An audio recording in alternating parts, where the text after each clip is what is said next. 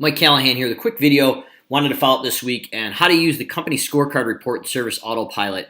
This is a report that we use a lot just to get a baseline in the ebbs and flows of new leads coming in, clients that terminate, and our conversion ratio on a historic basis. It goes back 4 or 5 years, and I'll show you how to do that in a second here. But this is a report. If you haven't looked at it, I would highly recommend looking at it just for historical numbers and forecasting into the future, so you have a realistic look at what's going on in your business. First thing you want to do is go to CRM Reports.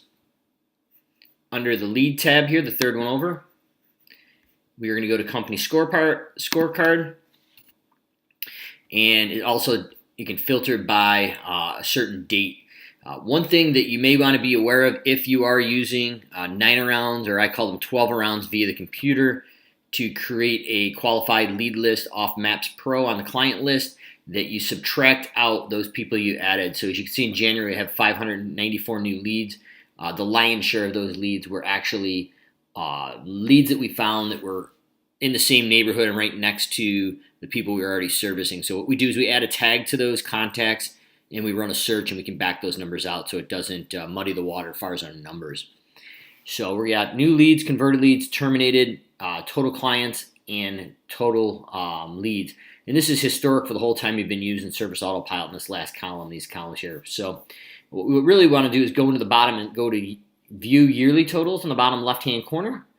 Click on that, and this will give you the historical ebbs and flows for forecasting like I talked about. So we've got prospects, converted, conversion rate, terminations, and net gain.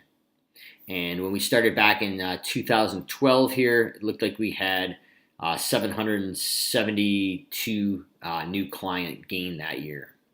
So if you have any questions or comments, drop below. But this is a historical look back that we look at our conversion rates and our terminations, so we can make average projections of what's going to happen in the next year and how many people we have to recover for terminations and things like that. So if you have any questions, let them below. But hopefully this is helpful.